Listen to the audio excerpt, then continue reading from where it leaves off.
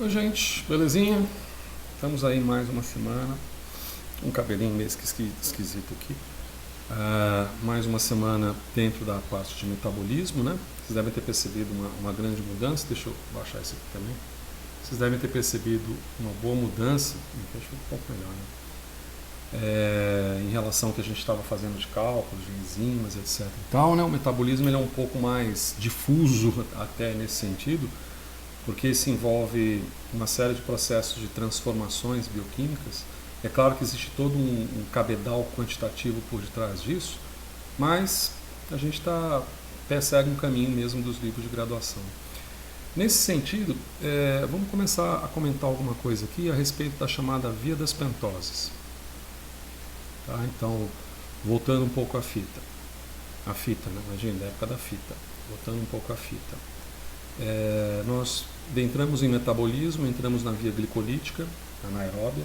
Da via glicolítica nós passamos para o ciclo de Krebs e a cadeia respiratória, que são processos aeróbios de obtenção de energia, e tudo isso a partir de uma molécula de glicose. Vou colocar aqui como prancha número 1, né? Então você pega aqui uma molécula de glicose, vou colocar uma glicose, né? Você pega aqui uma molécula de glicose, e agora a partir dessa molécula de glicose eu posso fazer algumas coisas com ela, né? Então a gente descobriu que, por exemplo, eu posso pegar essa glicose e converter em lactato. Mas eu posso pegar também esse mesmo material aqui e converter em CO2 mais água. Então, nas últimas 3 semanas, talvez, a gente debateu essa possibilidade, né, de você exaurir essa glicose. Imaginando agora que você tem a possibilidade de trabalhar com esses açúcares de uma outra forma, uma coisa que você poderia fazer com essa glicose é armazená-la. Então, de repente, eu posso pegar essa glicose aqui, ó, e armazená-la na forma de um polímero. O polímero seria o glicogênio. E dentro nesse sentido, nós teríamos o que se chama de metabolismo. Vou colocar aqui quadradinho, ó. Nós teremos o metabolismo do glicogênio, que vai ser assunto da próxima semana. Metabolismo do glicogênio, ou seja, tanto a síntese do glicogênio quanto a sua degradação. Fazer seta pontilhada, igual o mapa metabólico lá da Boring, da Rocha. Tá? Quanto à sua degradação. Então você tem essa possibilidade mútua aqui. Mas teria outra coisa para se fazer com essa molécula de glicose? Tem. Está colocado aí no título. Eu posso muito bem pegar essa molécula de glicose e caminhar ela por essa via aqui, ó, tá? Isso terá por consequências outros produtos, e que não são produtos ligados propriamente nem a um polímero. Então vamos colocar aqui, ó, uma outra corzinha. Aqui a gente tem um polímero de glicose, então isso é um processo de polimerização, e aqui a gente tem um processo, não importa se é anaeróbio ou aeróbio, a gente tem um processo de oxidação. No caso do polímero, a gente tem um polímero formado, né? A gente poderia pegar um excesso de glicose, por exemplo, advindo de uma refeição, sobrou um excesso, então você pode pegar esse excesso e metabolizar para a construção do polímero, uma vez que você já tem algum material oxidado aqui. Então, um dos produtos fundamentais que a gente tem aqui é o ATP. Esse é o ATP, um produto fundamental. E outro produto fundamental que a gente tem aqui, ó, também, não é necessariamente antes de chegar a lactato, porque você tem acetil-CoA, aquela história lá, você tem o nosso querido amigo NADH, certo? Alternativa, o caminho da via das pentoses, a gente vai localizar no mapa metabólico, ele busca, eu vou mudar até a corzinha aqui também, ele busca produzirmos outras cocitas más, tá? Pela via das pentoses, a gente consegue ter carboidratos, açúcares, vamos colocar de um modo geral, açúcares, carboidratos, vamos saber carboidrato? Carboidratos com número intermediário de carbonos. O que quer dizer número intermediário de carbonos? Está falando de glicose, frutose, 6 carbonos. Então agora de repente você pode ter como produto algo que não tenha 6 carbonos mais e que pode servir como um esqueleto carbônico para outras conversões. Então a gente coloca assim, ó, de 3 carbonos até 7 carbonos. Tá? Então você tem carboidratos com números de carbonos intermediários entre aquela monotonia de chazinho. Aliás, precisa de controlar o horário, né? aquela monotonia só de 6 carbonos, tá certo? E você pode ter também um desses produtos derivados aqui, ó, um desses caras aqui é a ribose. Então a ribose é um carboidrato com núcleo intermediário e que vai nos permitir a síntese dos chamados ácidos nucleicos. Concorda? Nucleicos. Por quê? Porque quando a gente fala em DNA, que na verdade é uma sigla norte-americana, né, o certo seria ADN, né, ácido desoxirribonucleico, esse ribonucleico vem de ribose.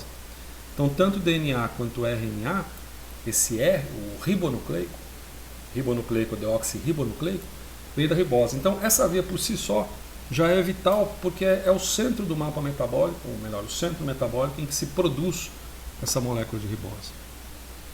E como não bastasse, produz também uma outra molécula extremamente importante chamada NADPH. Tá bem? Essa molécula tem uma função ambígua. Essa molécula ela pode ser tanto um antioxidante natural, como ela pode ser um pró-oxidante. Isso vai depender. Não sei como é que escreve pró-oxidante. Seria pró-oxidante? Talvez, né? Não sei. Não sei como é que é a grafia certinha. Tá? E é também uma molécula associada a situações de biossíntese. Biossíntese de vários compostos. Veja que eu estou colocando essa via das pentoses, praticamente colocando o que acontece de trás para frente. Né? A conclusão, a importância desse processo metabólico. A importância desse processo metabólico está sumarizado aí nesse desenho meio esquisitão aí em laranja. Tá? E a biossíntese são biossíntese de vários compostos. Você pode ter aqui biossíntese do colesterol, por exemplo. Não, vamos colocar um outro aqui. Biossíntese de ácidos graxos. Assunto para daqui a 2 semanas, creio eu. Ácidos graxos, gordura. A gente precisa de gordura. Você pode achar que você não precisa de gordura, mas se você fez biologia celular, ou mesmo sem fazer, ensino médio, você vê que a membrana celular é uma bicamada lipídica. Então, no mínimo, a gente precisa de uma gordura, nem que seja para compor a membrana celular, certo? Nem que seja para compor a membrana celular. Então, ácidos graxos são vitais nesse sentido. E como a gente vai ver, os chamados fosfolipídios de membrana, nada mais, nada menos do que um grupo fosfato ligado a um esqueletinho com 2 ácidos graxos, fundamentalmente. O chamado triglicérido ou triglicerídeo é a gordura neutra, que em excesso faz mal, mas na falta pior, porque não é que é pior, na falta também, porque é uma espécie de arcabouço energético de reserva que a gente vê em introdução ao metabolismo.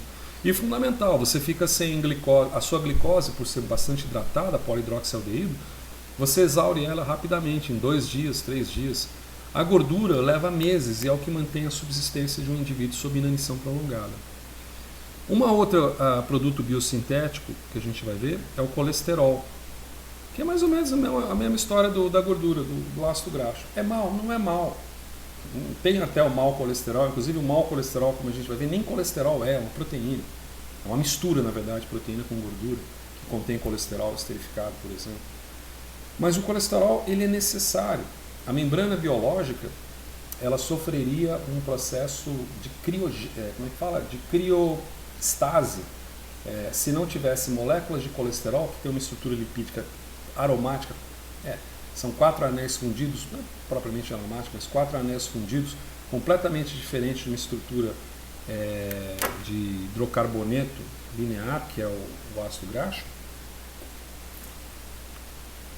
Desculpa o barulhinho. E que mantém vamos dizer, a fluidez da membrana, cujo modelo, inclusive, é chamado, né, um modelo de Daniel, né? Essa é a pira de Daniel. Modelo de Daniel, acho que é Daniel mesmo. Fluido.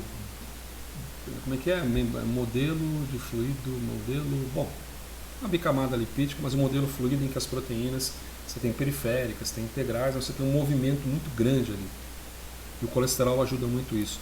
E como se não bastasse, o colesterol é um precursor, ele mesmo é um próprio precursor de, por exemplo, vitamina D, que é uma vitamina lipossolúvel, não hidrossolúvel. É uma vitamina cuja estrutura ela é baseada numa estrutura lipídica. Toda vitamina com estrutura baseada em lipídica sofre o maior processo danoso se bioacumulado, ou se acumulado nos tecidos, até a vitamina D. Mas aí já, no caso da vitamina D é mais difícil. Vitamina A, que é mais perigoso, e vitamina E, mas especialmente a vitamina A. Tá? Então você vê que essa rota tem uma particularidade interessante que eu vou colocar em azul aqui. Ó. Não faz ATP. Tá? Não faz ATP. E não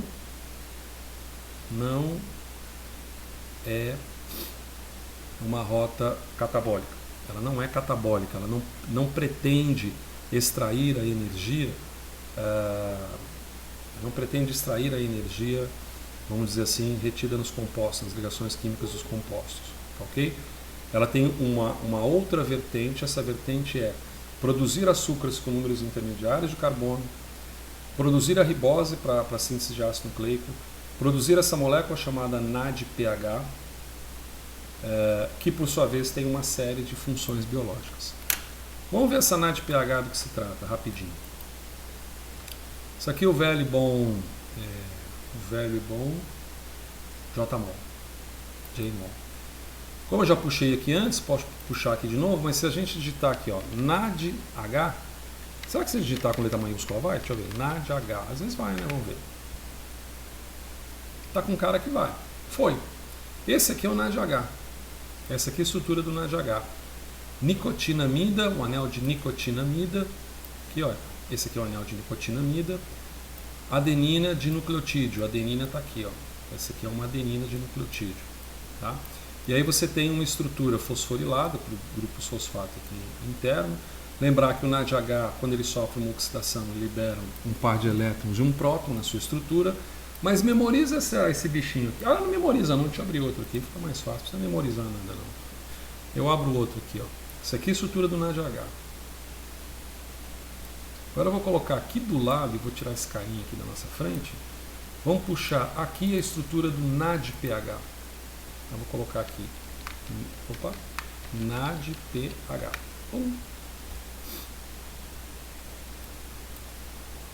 Aí. Qual que é a diferença do NADH para o NADPH? Vou tentar deixar eles bem bonitinhos assim, ó. E mais ou menos aqui assim. Ó, jogo do único erro, por assim dizer. Qual que é a única diferença que existe entre NADH e NADPH?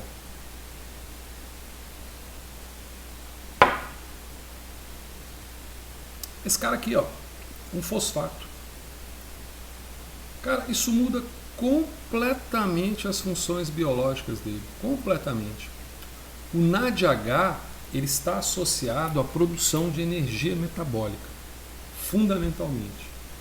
Tem outros processos secundários, mas ele está muito associado a isso. A gente viu isso, é produzido muito NADH no ciclo de Krebs. O NADH é aproveitado na cadeia respiratória para a conversão em ATP. Então ele é muito associado a processos oxidativos. O NADPH, que é esse cara que está aqui do lado, ó, só pelo fato de ter esse grupo fosfato dianiônico, ele é reconhecido por sistemas enzimáticos completamente diferentes e ele tem uma natureza muito mais biosintética, né? Eu até coloquei aqui, né? Biossíntese de ácidos graxos aqui, ó, de colesterol, de vitamina D e outros compostos. Alguns aminoácidos, é até bom colocar isso aqui, alguns aminoácidos. Como é que eu vou colocar isso aqui agora? Aqui, ó, papo. PayPal. Aqui achei, ó, aminoácidos. Tá? Aminoácidos. Vários aminoácidos. O que, portanto, é muito curioso, muito elegante ao mesmo tempo, que estruturas biológicas que são muito parecidas, a diferença é um grupo fosfato, elas encaminham processos metabólicos absolutamente atávicos, contrários. Mais uma vez, o NADH é muito está relacionado muito a situações de oxidação metabólica de compostos de geração de energia, processos catabólicos, enquanto o NADPH são processos biosintéticos. Certo? Então vamos dar uma pausinha aqui breve e já retornamos para colocar aonde que essa situação, qual seja. Deixa eu ver aqui, ó. Essas situações aqui do NADH e desses açúcares ocorrem na avisão, junto à visão no mapa metabólico. Acho que é aqui que eu tenho que clicar.